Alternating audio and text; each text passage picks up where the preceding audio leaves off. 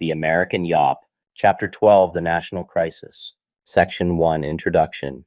Near the end of the nation's bloody Civil War, President Abraham Lincoln used his Second Inaugural Address to reflect on the war's causes. Slavery, he said, had long constituted a peculiar and powerful interest. All knew, he added, that this interest was somehow the cause of the war. By the 1850s, it was widely understood that slavery's expansion into the Western territories had generated deep and persistent problems for the United States. Americans had fought over whether slavery should be allowed to expand westward and what role the government should play in protecting the interests of enslavers since at least the 1770s. Many believed that slavery suppressed wages and monopolized land that might otherwise support poorer Americans in their pursuit of economic independence. Others feared that if slavery could not expand, the anti-slavery movement would soon dominate national politics. Still others were apprehensive that a growing concentrated population of enslaved people would spark insurrection and spur even more widespread violence. Meanwhile, Indigenous Americans continued to resist U.S. expansion and defend their homelands and ways of life. A central dilemma for the federal government was that enslaved people's persistent resistance demanded increasingly forceful pro-slavery policies to maintain order. As northern and northwestern states gradually abolished slavery, enslaved men and women fled, often seeking refuge in North America's expanding Black and interracial anti-slavery communities. This movement triggered growing debate over the federal government's responsibility to recapture freedom seekers. Some states invoked states' rights to resist participation in personal liberty laws, while others demanded a national commitment to enforcing slavery. These conflicts grew harder to manage as the national economy diversified. In Lincoln's eyes, enslaved laborers formed a powerful interest, not only because of their numbers, but because their forced labor remained essential to the U.S. economy. Slavery's products, especially cotton, fueled not only the plantation South, but also the nation's industrializing sectors. At the same time, more and more Americans came to believe that wage labor represented a superior economic system. And then there were those who also resented what they saw as unfair labor competition from free Black people and formerly enslaved individuals. After decades of conflict, American politics became sharply sectional in the 1850s. Many in both the North and South feared that the other region had seized permanent control of the federal government. In November 1860, Abraham Lincoln, an opponent of slavery's expansion, was elected president as the candidate of the recently formed Republican Party. In the secession crisis that followed, tensions that had built over nearly a century erupted into civil war. Section 2, Gold Rush. New Year's Day in 1849 passed quietly and uneventfully for the then lame duck Illinois Congressman Abraham Lincoln. Just months earlier, he had suffered political defeat for his outspoken opposition to the Mexican War. With only a short time remaining in his term, Lincoln did not participate in the congressional debates that were once again poised to erupt over the issue of slavery's expansion.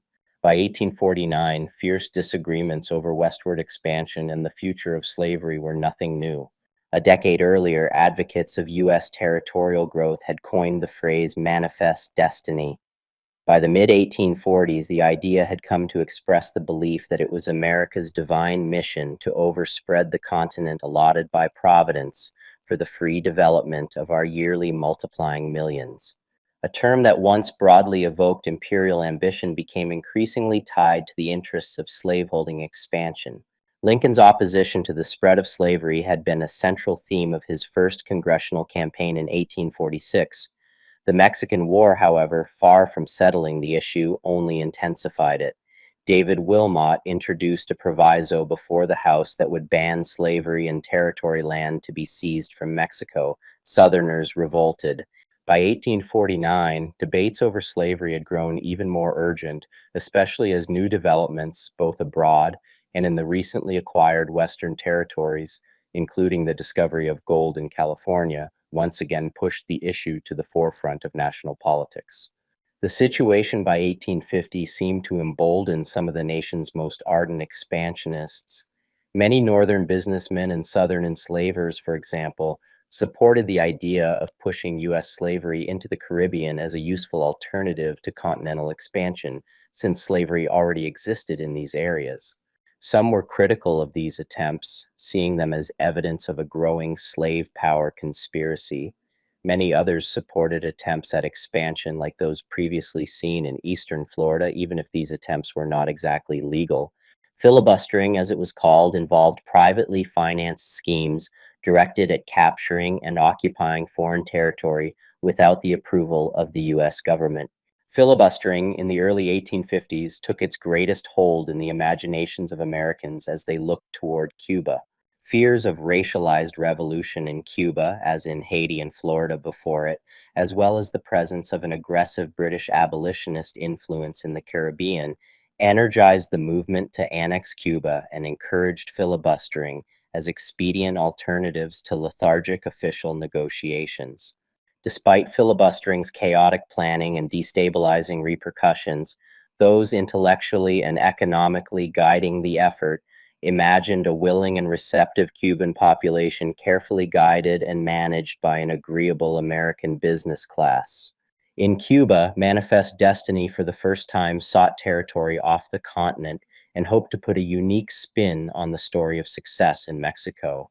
Yet the annexation of Cuba, despite great popularity and some military attempts led by Narciso Lopez, a Cuban dissident, never succeeded. Other filibustering expeditions were launched elsewhere, including two by the Tennessean William Walker, a former American soldier. Walker seized portions of the Baja Peninsula in Mexico in 1853 and then later took power and established a slaving regime in Nicaragua. Eventually, Walker was executed in Honduras. These missions violated the laws of the United States, but wealthy Americans regularly financed various filibusters, and less wealthy adventurers were all too happy to sign up. Filibustering enjoyed its brief popularity into the late 1850s, at which point slavery and concerns over secession came to the fore. By the opening of the Civil War, most had changed their minds and now saw these attempts as simply territorial theft. In the far western reaches of the lands seized from Mexico, meanwhile, the slavery issue also flared. California and Oregon in 1849 were at least 3 arduous months of overland travel from the nearest major American settlements in Missouri. Some Anglo-American settler communities dotted California's fertile Sacramento Valley, but the rich farmlands of Oregon's Willamette Valley at first attracted even more migrants. Since the 1840s opening of the Oregon Trail, dramatized stories of indigenous attacks had filled these white settlers with a sense of foreboding. The region's constant indigenous challenge and presence, combined with slow progress, disease, poor trails, a lack of guidebooks, and generalized confusion, all made overland passage to the west difficult. And yet, despite the harshness of the journey, by the late 1840s, approximately 20,000 white Americans lived west of the Rocky Mountains, with about 3/4 of that number in Oregon. Not all had been brought to the territory willingly, of course. Enslaved African Americans added not only to the growing demographics of the territory, but ensured that debates over slavery and black rights would again exacerbate tensions as Oregon moved to draft its state constitution. There, as in so many other places in 1849, the question again became, would these territories be slave or free? The discovery of gold in the Sierra Nevada foothills of California had a similar effect to the slavery issue. On January 24, 1848, James W. Marshall, a contractor hired by John Sutter, discovered gold on Sutter's sawmill land in the Sacramento Valley. When word of the discovery spread, an onrush of settlement from around the world began in 1849. The lure of getting rich quickly drew especially younger single men, with some women, to fast-rising gold towns spread throughout the region. These adventurers and fortune seekers in turn served as magnets for the arrival of others from China, Mexico, Chile, Hawaii, and elsewhere, who were often relegated to providing services associated with the gold rush. Towns and cities grew rapidly, especially San Francisco, whose population surged from about 500 in 1848 to almost 50,000 by 1853. And once more, enslaved African Americans again provided many essential laborers for life in the diggings, as the mines were often referenced. Here again, the question of whether the territory and its incredibly diverse population would be admitted to the Union as slave or free loomed large. The slavery question became an especially vexing one in California for several reasons. Obviously, with its long and expansive access to the Pacific coast, California offered a tremendous economic opportunity to the expanding United States with its potential for linking to lucrative Asian commercial markets. Yet California, as with the rest of the West, also had a robust indigenous population that already laid claim to the lands. Making matters even more complicated, early white Californians were also lobbying hard to serve as the endpoint for a transcontinental railroad that could provide services for both passengers and goods from the East. The great influx of diverse peoples unleashed by the gold rush, in addition, raised additional questions about the boundaries and terms of American citizenship. Would these new residents be citizens, be voters? Linguistic, cultural, economic, and racial conflicts all roiled the state's fast expanding urban and rural areas as its great diversity took shape. By the end of the 1850s, Chinese and Mexican immigrants made up 1/5 of the state's mining population. Many wondered if these populations too would become part of the fast evolving nation. Observing these events, many Northern critics worried that without a strong anti-slavery presence, California would succumb to the wishes of the slave power, an idea that dated in many ways back to the nation's first Federalist Party and had also been re-energized for a time by anti-slavery Democrats in the 1830s. If California fell under the sway of the slaving South, they warned, life there would be hardly any different than that of life in Louisiana, Alabama, or South Carolina. Already, critics warned, the promising multi-ethnic patchworks of California's frontier towns were threatened by migrating Southerners who insisted that whites resume their dominance in the territory as their major landowners and managers, while poorer whites and ethnic minorities were forced to work the mines and assorted jobs. The competition for land, resources, and riches furthered these individual and collective abuses, particularly against Native Americans and older Mexican communities. California's towns, as well as those dotting the landscape throughout the West, struggled to balance security with economic development and the protection of civil rights and liberties. Section 3, Cotton is King. Pro-slavery voices also grew increasingly emboldened in the 1850s and added to expansionist appeals. James Henry Hammond, a South Carolina senator and plantation owner, famously celebrated slavery in a speech before the U.S. Senate in 1858. Would any sane nation make war on cotton, he asked. No power on earth dares to make war upon it. Cotton is king. Such rhetoric was common among slavery's staunchest defenders by the 1850s, who often used it to downplay or obscure the fundamental instabilities of the slave system, instabilities that had long made slavery a central problem in American life. The problem of slavery in the Cotton South at the time was twofold. First and most immediate for whites was the fear and risk of rebellion. With nearly 4 million enslaved people residing in the South in 1860 and nearly 2.5 million living in the Cotton Belt alone, the systems of communication, resistance, and potential violence among enslaved people did not escape the minds of enslavers across the region and the nation as a whole. Beginning in the 1780s, Thomas Jefferson wrote in his Notes on the State of Virginia that the enslaved should be freed, but then that they should be colonized to another country where they could become an independent people. White people's prejudices and black people's recollections of the injuries they have sustained under slavery would keep the two races from successfully living together in America. If freed people were not colonized, eventually there would be convulsions, which will probably never end but in the extermination of the one or the other race. Many writers, planters, farmers, merchants, and politicians continued to express an interest in the dilemma presented by black colonization in the 1850s. The South cannot recede, declared an anonymous writer in an 1852 issue of the New Orleans-based DuBose Review. She must fight for her slaves or against them. Even cowardice would not save her. To many enslavers in the South who turned against colonization as a reform, slavery was imagined as the saving grace of not only their own economic stability, but also the maintenance of peace and security in everyday life. Much of the nation's now fast evolving pro slavery ideology rested on the notion that slavery provided a sense of order, duty, and legitimacy to the lives of individual enslaved people, feelings that Africans and African Americans, it was said, could not otherwise experience. Without slavery, many thought, the blacks, the words most often used for slaves in regular conversation, would become violent, aimless, and uncontrollable. Colonization-minded reformers answered these challenges in turn by suggesting the best solution, perhaps still rested with government-led mass deportations.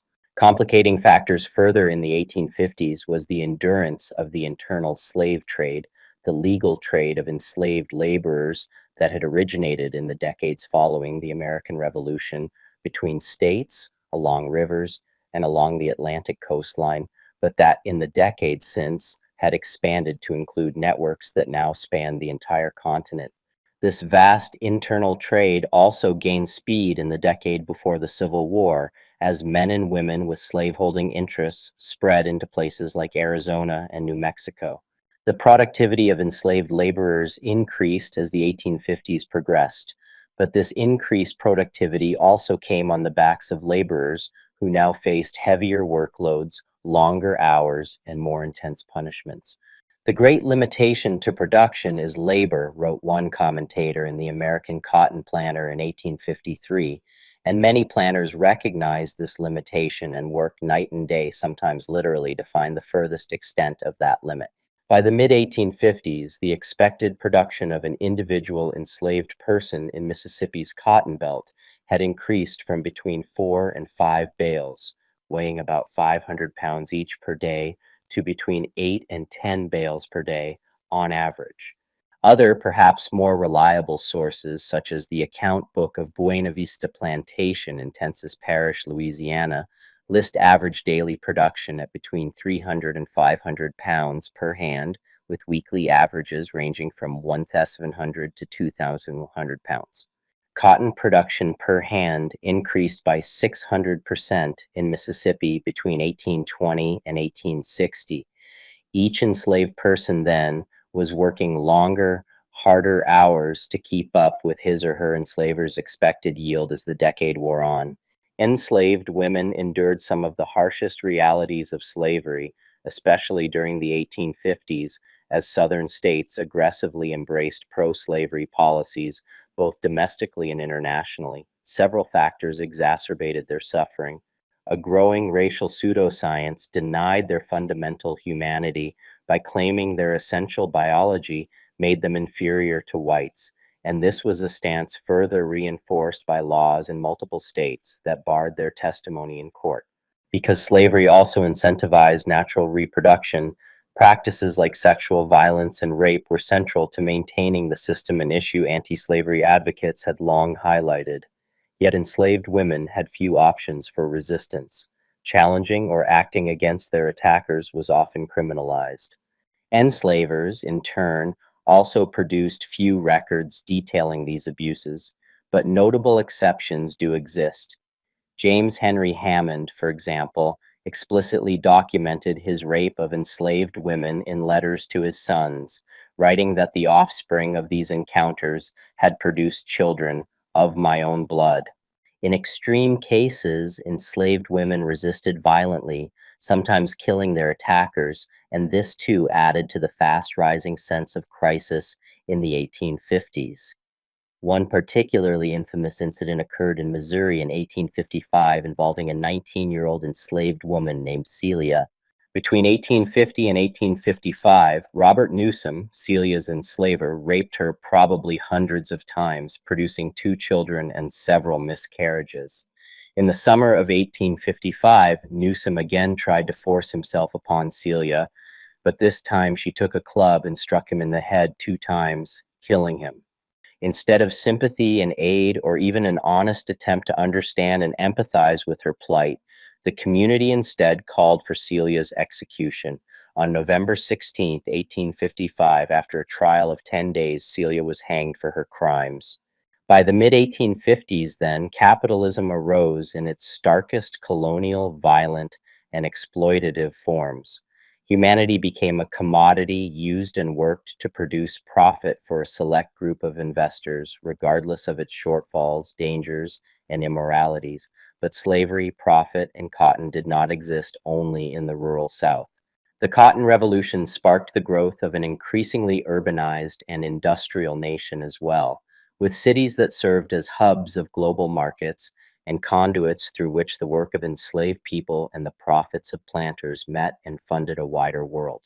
New national and international markets fueled the cotton boom, and by the mid-1850s, it seemed the United States was moving ever more closely toward a permanent pro-slavery future. American cotton exports rose from 150,000 bales in 1815 to 4,541,000 bales in 1859, making the United States a rising international economic power. The Census Bureau's 1860 Census of Manufactures stated that the manufacture of cotton constitutes the most striking feature of the industrial history of the last 50 years. Enslavers shipped their cotton to textile manufacturers and to financiers, many of them based in the northern free states, for overseas shipments. Northern insurance brokers and exporters in the Northeast profited greatly as well, and yet forces were fast assembling that would, and in the span of a mere decade, destroy King Cotton. Section 4, Free Soil, Free Labor, Free Men. In March 1849, Abraham Lincoln returned home from Washington to Springfield, Illinois, presumably to resume a quiet life as a prairie lawyer.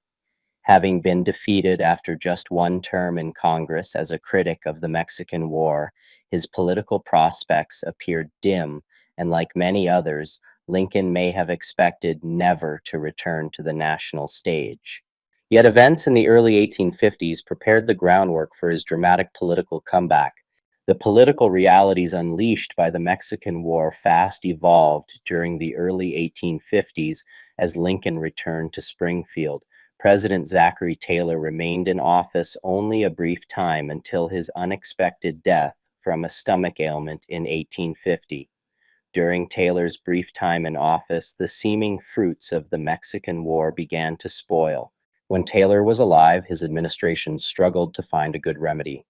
Increased clamoring for the admission of California, New Mexico, and Utah pushed the country closer to the edge as the question of slavery's expansion again proved nearly irreconcilable. As we have seen, gold had also been discovered by this time in California, and as thousands continued to pour into the West Coast and through the Trans-Mississippi West, the admission of new states and territories loomed. In Utah, Mormons were making claims to an independent state they called Deseret. By 1850, California wanted admission as a free state. With so many competing dynamics underway, and with the president dead and replaced by Whig Millard Fillmore, the 1850s were off to a chaotic start. Congressional leaders like Henry Clay and newer legislators like Stephen A. Douglas of Illinois were asked to broker a compromise, but this time it was clear no compromise could bridge all the diverging interests at play in the country. Clay eventually left Washington disheartened by the affairs. It fell to young Stephen Douglas then to shepherd the bills through Congress, which he in fact did. Legislators rallied behind the Compromise of 1850, an assemblage of bills passed late in 1850, which managed briefly to keep the promises of the Missouri Compromise alive. The Compromise of 1850 tried to offer something to everyone, but in the end it only worsened the sense of rising national crisis. For leaders in the slave-holding states, the package offered a tough new fugitive slave law that empowered the federal government to deputize regular citizens in arresting runaways. The New Mexico Territory and the Utah Territory would also be allowed to determine their own fates as slave or free states based on the concept of popular sovereignty. The compromise also allowed territories to submit suits directly to the Supreme Court over the status of freedom-seeking people within their bounds. Those of an anti-slavery persuasion were less impressed with the terms of the deal. The proposed admission of California as a free state cheered many anti-slavery Northerners, but even the admission of a vast new state full of resources and rich agricultural lands seemed inadequate to the losses the compromise bill entailed. In addition to California, Northerners also pressed for a ban on the slave trade in Washington, D.C. As a further proposed consolation prize, Texas, which had already come into the Union as a slave state, was asked to give some of its land to New Mexico in return for the federal government absorbing some of the former republic's debt. But the compromise debates failed to really please anyone, and the situation soon grew desperate and grim. It appeared increasingly likely that the nation was headed toward a civil war. The change in the nation's political rhetoric after 1850 was in many ways palpable. After the Compromise of 1850, anti-slavery critics, for example, became increasingly certain that enslavers had co-opted the federal government and that a Southern slave power secretly controlled Washington, where it hoped to make slavery a national institution. These complaints also pointed back to how the Three-Fifths Compromise of the Constitution gave Southerners proportionally more representatives in Congress. Anti-slavery leaders increasingly argued, in short, that Washington worked on behalf of enslavers while ignoring the interests of white working men. Of all the measures included in the Compromise of 1850, however, none proved more troubling to anti-slavery Americans than the Fugitive Slave Act. While a legal obligation to return escaped enslaved people had existed since the 1787 Northwest Ordinance, the 1850 law significantly expanded the federal government's enforcement powers. The Fugitive Slave Act was a direct attempt to extend slavery's reach across the entire country. It established a system of special federal commissioners who were authorized to determine the status of alleged fugitives without granting them a jury trial or allowing them to testify in their own defense. Local authorities were barred from interfering in the capture of freedom seekers under any circumstances. Even private citizens were required to assist in the arrest of so-called fugitive slaves when called upon by federal agents, regardless of their personal views on slavery. In this way, the law laid the foundation for a sweeping expansion of federal authority, especially its police powers, and it marked a serious disruption of American federalism. Many were especially alarmed by how the law directly undermined their local and state legal protections. The response to the law was swift and intense. It inflamed anti-slavery sentiment and deepened public mistrust of the federal government, particularly due to the law's built-in incentives for corruption. Federal commissioners, for example, were paid $10 if they ruled that the accused was enslaved, but only $5 if they ruled in favor of the accused's freedom. The law also emboldened a growing industry of kidnappers who worked alongside local authorities to abduct and re-enslave free Black Northerners. Free Black communities responded with heightened militancy and resistance. Many individuals fled to Canada while others organized to defend their communities, sometimes using force. Across the North, desperate but determined confrontations between residents and federal authorities became increasingly common as resistance to the law took on both legal and physical forms. With widespread disaffection toward the government now spreading, the first major political victim came in the 1852 presidential election. The election dealt the Whig Party a stunning defeat and effectively ended their existence as a national political party. Whigs captured just 42 of the 254 electoral votes needed to win. A peaceful resolution to the Mexican War had seemed, however briefly, in reach. Now, the two-party system appeared to be in shambles. Anti-slavery resentment at the terms of the compromise debates continued to run deep as the Whigs crumbled. One measure of the enduring popularity of anti-slavery ideas came during the election cycle in 1852, when Harriet Beecher Stowe published her best-selling anti-slavery novel, Uncle Tom's Cabin. Sales for Uncle Tom's Cabin made it one of the best-selling books in American history, eclipsed only by sales of the Bible. The book became a sensation and helped move anti-slavery again into everyday conversation. Despite the powerful anti-slavery message, Stowe's book also reinforced many racist stereotypes, however. Democrats were themselves by 1853 also badly splintered along sectional lines over slavery. Yet the Democrats also had more reason to act with confidence than their rivals, the Whigs. Voters had, after all, returned the Democrats to majorities in 1852 following the bitter fights over the Compromise of 1850. Emboldened, Senator Douglas again introduced a set of additional amendments to a bill drafted in late 1853 to help organize the Nebraska Territory, the last of the still unorganized portion of what had been the Louisiana Purchase lands. In 1853, that territory was huge. It extended from the northern end of Texas to the Canadian border, encompassing present-day Nebraska, Wyoming, South Dakota, North Dakota, Colorado, and Montana. Douglas's efforts to amend and introduce the bill in 1854 opened dynamics that would break the Democratic Party in two and in the process rip the country apart. Douglas's formidable Democratic Party coalition as it emerged in 1852 had traditionally served as the partisan home for the nation's swelling ranks of immigrants.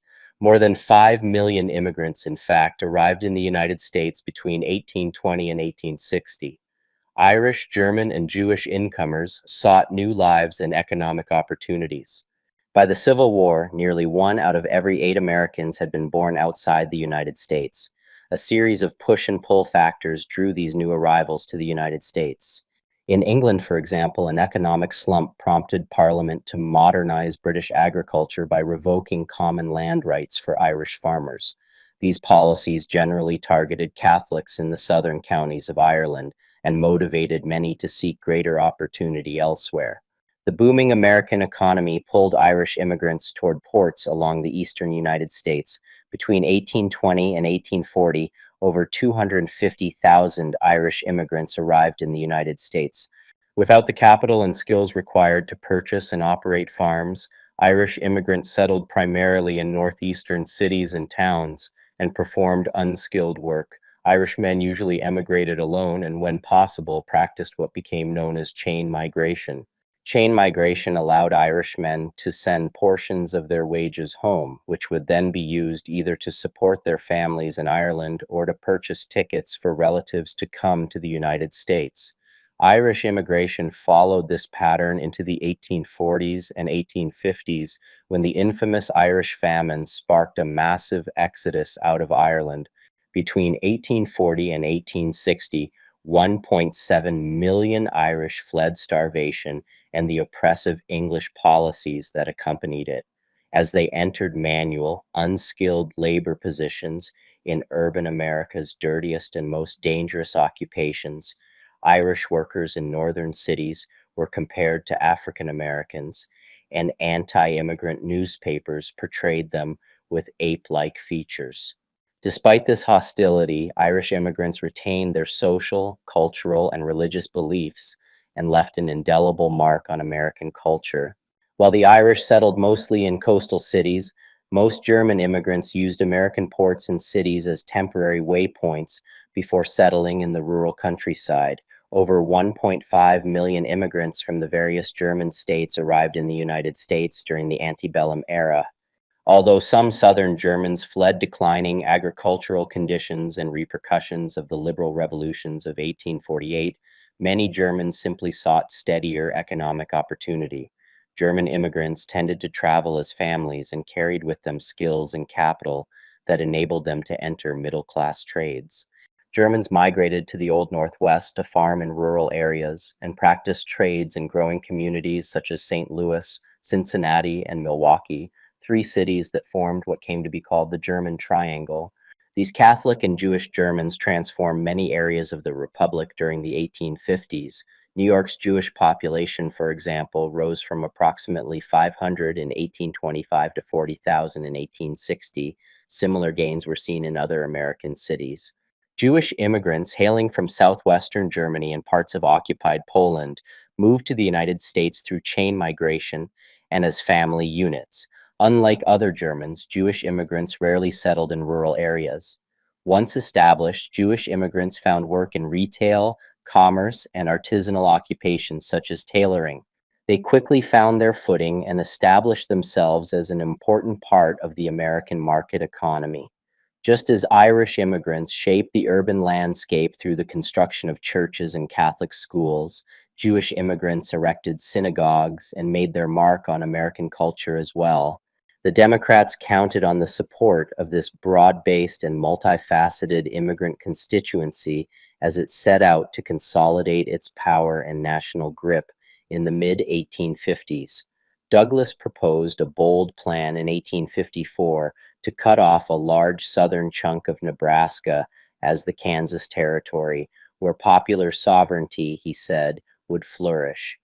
Douglas had several goals in mind. The expansionist Democrat wanted to organize the territory to facilitate the completion of a national railroad that would flow through Chicago. It would bring a broadly consolidated national economy that would link all of the new states and territories east and west. But before he had even finished introducing the bill, an anti-slavery opposition that suspected that all of this would also come with slavery's expansion into these lands had already started to mobilize in response. Salmon P. Chase, one of the few resolutely anti-slavery leaders in the Senate at the time, drafted a response in northern newspapers in January 1854 that framed the Kansas-Nebraska bill as a measure to overturn the Missouri Compromise and open western lands for slavery.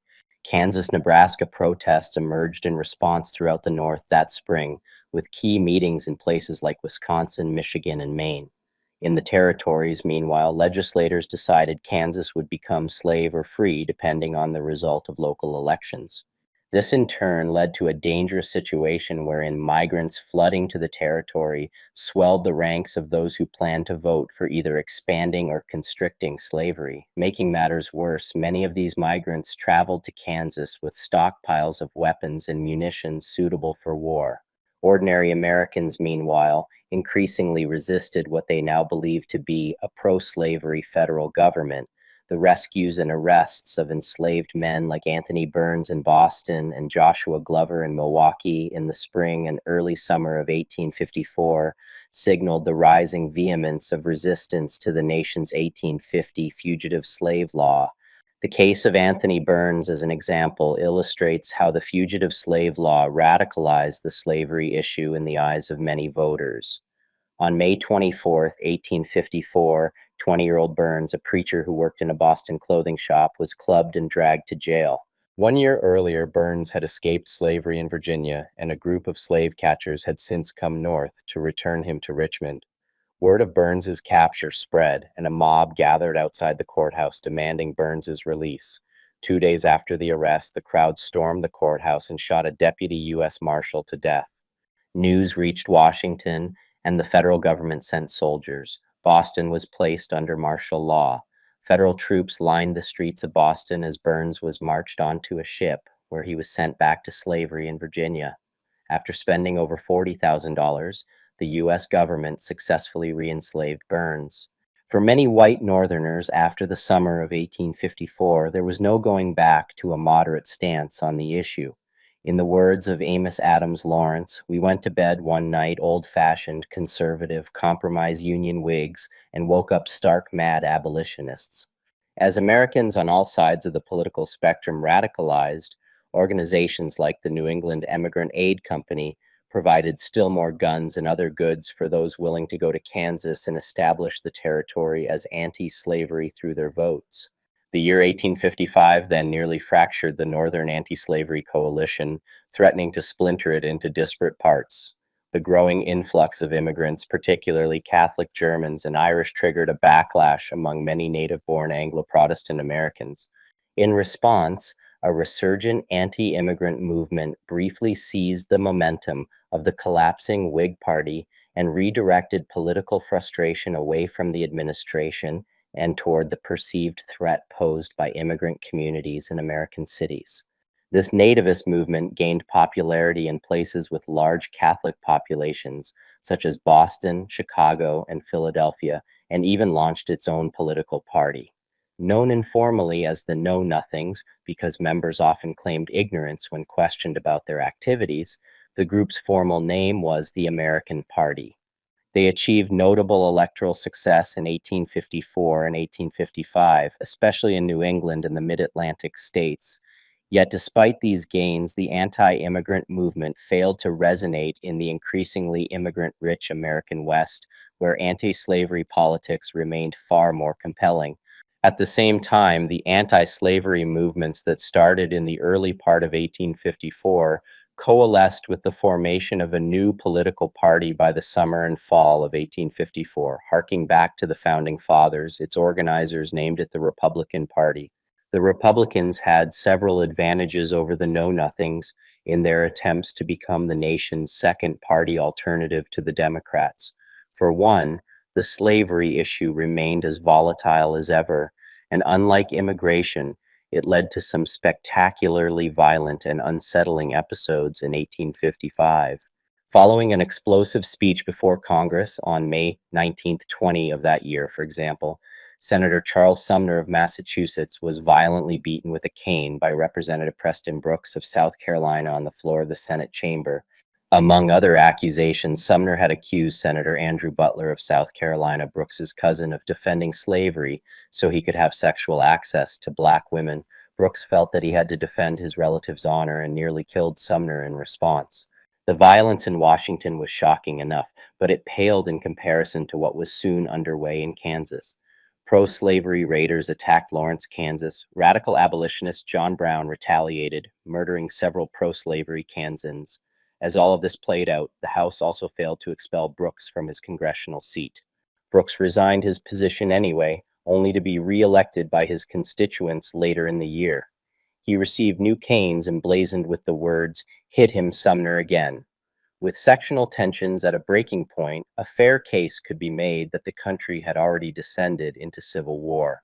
In this climate, both parties readied for the coming presidential election in 1856. In June, the newly named Republican Party held its nominating convention at Philadelphia and selected Californian John Charles Fremont. Fremont's anti-slavery credentials may not have pleased many abolitionists, but his dynamic and talented wife, Jessie Benton Fremont, appealed to more radical members of the coalition, while John Fremont's former Democratic Party ties and role in the California campaign pleased the coalition's more conservative wings. As a self-professed moderate Whig, Abraham Lincoln was slow to abandon his old party for the Fremont-led ticket. But by the summer of 1856, Lincoln had also fully committed himself to the Fremont campaign and the Republican Party. Fremont lost the election in 1856, much to the horror and disappointment of the anti-slavery movement, but Republicans celebrated that he won 11 of the 16 free states. This showing, they urged, was truly impressive for any party making its first run at the presidency. Yet Northern Democrats, unhappy with their party's pro-slavery turn in crucial swing states, remained unmoved by the Republican Party's appeals. Ulysses S. Grant of Missouri, for example, a Mexican war veteran, worried that Fremont and the Republicans signaled trouble for the Union itself. Grant voted for the Democratic candidate James Buchanan, believing a Republican victory might bring about disunion. In abolitionist and especially Black American circles, Fremont's defeat was more than a disappointment. Believing their fate had been sealed, as permanent non-citizens, some African Americans considered foreign emigration and colonization. Others began to explore the option of more radical and direct action against slave power. Section 5, From Sectional Crisis to National Crisis. The events in the middle 1850s motivated many Northerners to re-engage with politics, and among the most prominent was Abraham Lincoln. In a speech delivered in Peoria, Illinois in October 1854, Lincoln laid out his objections to slavery's expansion with such clarity, logic, and moral force that the address became a foundational statement of his anti-slavery position, one that drew in scores of similarly minded Northerners for years to come. The speech also played a crucial role in reviving his political career. 2 years later, during an 1856 speech in Kalamazoo, Michigan, Abraham Lincoln continued to assure his audience that the country's commercial transformation had not reduced American laborers to slavery. Southerners, he said, insist that their slaves are far better off than Northern freemen. What a mistaken view do these men have of Northern laborers. They think that men are always to remain laborers here, but there is no such class. The man who labored for another last year, this year labors for himself, and next year he will hire others to labor for him. This essential belief undergirded the Northern commitment to free labor and won the market revolution much widespread acceptance. By late 1856 and early 1857, anti-slavery leaders had begun hailing Fremont's defeat as a glorious one and looked ahead to the party's future successes. For those still in slavery or hoping to see loved ones freed, the news of Fremont's defeat was, of course, much harder to take. The Republican Party had promised the rise of an anti-slavery coalition, but voters rebuked it. The lesson seemed clear enough.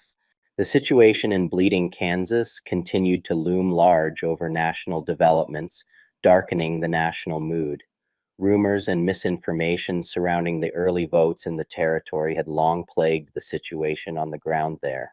In 1856, these concerns became exacerbated as new stories emerged detailing the ways in which pro-slavery partisans from Missouri had again crossed the border to tamper with the Kansas elections. Back in 1854, critics attacked the Pierce administration for not living up to the ideals of popular sovereignty by ensuring fair elections. By 1856, few could look to the situation surrounding the ongoing votes in Kansas with any kind of confidence. The sectional crisis had at last become a national crisis. Bleeding, Kansas was the first place to demonstrate that the sectional crisis could easily be, and in fact already was, exploding into a full-blown national crisis. As the national mood grew increasingly grim, Kansas attracted hundreds of armed militants from around the country, and their swelling numbers brought together the extreme sides of the slavery debate. In the days after the 1856 presidential election, meanwhile, newly elected President James Buchanan made his plans for his time in office clear. He talked with Chief Justice Roger Taney on Inauguration Day about a court decision he hoped to see handled during his time in office. Indeed, not long after the inauguration, the Supreme Court handed down a decision that would come to define Buchanan's presidency. The Dred Scott decision, Scott v. Sanford, ruled that Black Americans could not be citizens of the United States and therefore could be transported as chattel from any state to another regardless of state law. This gave the Buchanan administration and its Southern allies a direct repudiation of the Missouri Compromise. The court ruled that Scott, a Missouri slave, had no right to sue in U.S. courts. The Dred Scott decision signaled that the federal government was now fully committed to extending slavery as far and as wide as it might want. The Dred Scott decision seemed to settle the sectional crisis by making slavery fully national, but in reality it just exacerbated sectional tensions further. In 1857, Buchanan sent U.S. military forces to subdue Utah's Mormon communities, known as the Utah War. This action, however, led to renewed charges, many of them leveled from within his own party, that the administration was abusing its powers. Far more important than the Utah invasion, however, were the ongoing events in Kansas. It was Kansas that at last proved to many Northerners that the sectional crisis would not go away unless slavery also went away. The Illinois Senate race in 1858 put the scope of the sectional crisis on full display. Republican candidate Abraham Lincoln challenged the greatly influential Democrat Stephen Douglas. Pandering to appeals to white supremacy, Douglas hammered the Republican opposition as a Black Republican Party bent on racial equality. The Republicans, including Lincoln, fired back with warnings of divisiveness and assertions that all Americans deserved equality of opportunity, even as they assured white audiences that they were no abolitionist party by yelling "white Republicans" whenever Democrats offered their favorite attack line. Democrats hung on as best they could, but the Republicans won the House of Representatives and picked up seats in the Senate. Lincoln, despite the good news for his party, lost his contest with Stephen Douglas that fall. But in the process, Lincoln firmly established himself as a leading national Republican. After the 1858 elections, all eyes turned to 1860. Given the Republican Party's successes since 1854, it was expected that the 1860 presidential election might just produce the nation's first anti-slavery president. The year 1859 opened to a nation carefully navigating a crossroads moment in its history.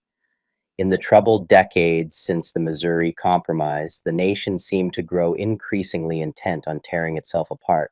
As we have seen, congressmen clubbed each other nearly to death on the floor of Congress, and blood was now regularly being poured out in the war taking place on the Kansas and Missouri plains. Across the country, cities and towns were in various stages of revolt against federal authority.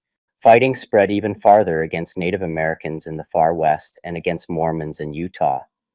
The nation's militants anticipated a coming breakdown and worked to exploit it. John Brown, a radical abolitionist who had been active in the movement for decades, moved east from Kansas with plans to escalate his assault on the slave system. Assembling a team from across the West, including black radicals from Oberlin, Ohio, and throughout communities in Western Canada, Brown hatched a plan to attack Harper's Ferry, a federal weapons arsenal in Virginia, now West Virginia. Brown and his cohorts would then use the weapons to lead a revolt of enslaved people. Brown also approached and tried to recruit Frederick Douglass to the raid, though Douglass refused to join. Brown's raid began on October 16th. By October 18th, a command under Robert E. Lee had crushed the revolt. Many of Brown's men, including his own sons, were killed, but Brown himself lived and was imprisoned. Brown prophesied while in prison that the nation's crimes would only be purged with blood. He went to the gallows in December 1859. Northerners made a stunning display of sympathy on the day of his execution. Southerners took their reactions to mean that the coming 1860 election would be, in many ways, a referendum on secession and disunion. Republicans wanted little to do with Brown and instead tried to portray themselves as moderates opposed to both abolitionists and pro-slavery expansionists. In this climate, the parties opened their contest for the 1860 presidential election. The Democratic Party fared poorly as its Southern delegates re-voted after its national convention at Charleston and ran their own candidate, Vice President John C. Breckinridge of Kentucky. Hoping to field a candidate who might nonetheless manage to bridge the broken party's factions, the Democrats decided to meet again at Baltimore and nominated Stephen A. Douglas of Illinois. The Republicans, meanwhile, held their boisterous convention in Chicago. The Republican platform made the party's anti-slavery commitments clear, also making wide promises to its white constituents, particularly Westerners, with the promise of new land, transcontinental railroads, and broad support of public schools. Abraham Lincoln, a candidate few outside Illinois truly expected to win, nonetheless proved far less polarizing than the other names on the ballot. Lincoln won the nomination, and with the Democrats in disarray, Republicans knew their candidate, Lincoln, had a good chance of winning. For all of the problems that abolitionists had faced since their resurgence in the 1820s and 1830s, the movement was far from a failure as conservative anti-slavery politicians seized the movement mantle in the late 1850s. The prominence of African Americans in abolitionist organizations offered a powerful, if imperfect, model of interracial coexistence. And while radical immediatists always remained a minority, their efforts had also paved the way for the moderately anti-slavery Republican Party to gain traction. It is hard to imagine that Abraham Lincoln could have become president in 1860 without the ground prepared by anti-slavery advocates and without the presence of radical abolitionists against whom he could be cast as a moderate alternative, though it ultimately took a civil war to break the bonds of slavery in the United States. The evangelical moral compass of revivalist Protestantism provided motivation for these embattled abolitionists as well. At the head of a badly disjointed coalition, nonetheless, Abraham Lincoln won the 1860 contest on November 6th, gaining just 40% of the popular vote and not a single Southern vote in the Electoral College. Within days, Southern states were organizing secession conventions. John J. Crittenden of Kentucky proposed a series of compromises, but a clear pro-Southern bias meant they had little chance of gaining Republican acceptance. Crittenden's plan promised renewed enforcement of the fugitive slave law and offered a plan to keep slavery in the nation's capital. Republicans by late 1860 knew that the voters who had just placed them in power did not want them to cave on these points, and Southern states proceeded with their plans to leave the Union. On December 20th, South Carolina voted to secede and issued its Declaration of the Immediate Causes. The declaration highlighted the failure of the federal government to enforce the Fugitive Slave Act over competing personal liberty laws in northern states. After the war, Many Southerners claimed that secession was primarily motivated by a concern to preserve states' rights, but the primary complaint of the very first ordinance of secession listed the federal government's failure to exert its authority over the northern states. The year 1861 then saw the culmination of the secession crisis. Before he left for Washington, Lincoln told those who had gathered in Springfield to wish him well and that he faced a task greater than Washington's in the years to come. Southerners were also learning the challenges of forming a new nation. The seceded states grappled with internal divisions right away, as states with enslavers sometimes did not support the newly seceded states. In January, for example, Delaware rejected secession, but states in the lower South adopted a different course. The state of Mississippi seceded. Later in the month, the states of Florida, Alabama, Georgia, and Louisiana also left the Union. By early February, Texas had also joined the newly seceded states. In February, Southerners drafted a constitution protecting slavery and named Jefferson Davis of Mississippi their president. Weeks after Abraham Lincoln's inauguration, rebels in the newly formed Confederate States of America opened fire on Fort Sumter in South Carolina. Within days, Abraham Lincoln would demand 75,000 volunteers from the North to crush the rebellion. The American Civil War had begun. Section 6, Conclusion. Slavery had long divided the politics of the United States. In time, these divisions became both sectional and irreconcilable. The first and most ominous sign of a coming sectional storm occurred over the 1819 debates surrounding the admission of the state of Missouri. As westward expansion continued, these fault lines grew even more ominous, particularly as the United States managed to seize even more lands from its war with Mexico. The country seemed to teeter ever closer to a full-throated endorsement of slavery, but an anti-slavery coalition arose in the mid-1850s, calling itself the Republican Party. Eager to cordon off slavery and confine it to where it already existed, the Republicans won the presidential election of 1860 and threw the nation on the path to war. Throughout this period, the mainstream of the anti-slavery movement remained committed to a peaceful resolution of the slavery issue through efforts understood to foster the ultimate extinction of slavery in due time. But as the secession crisis revealed, the South could not tolerate a federal government working against the interests of slavery's expansion and decided to take a gamble on war with the United States. Secession, in the end, raised the possibility of emancipation through war, a possibility most Republicans knew, of course, had always been an option, but one they nonetheless hoped would never be necessary. By 1861, all bets were off, and the fate of slavery and of the nation depended on war.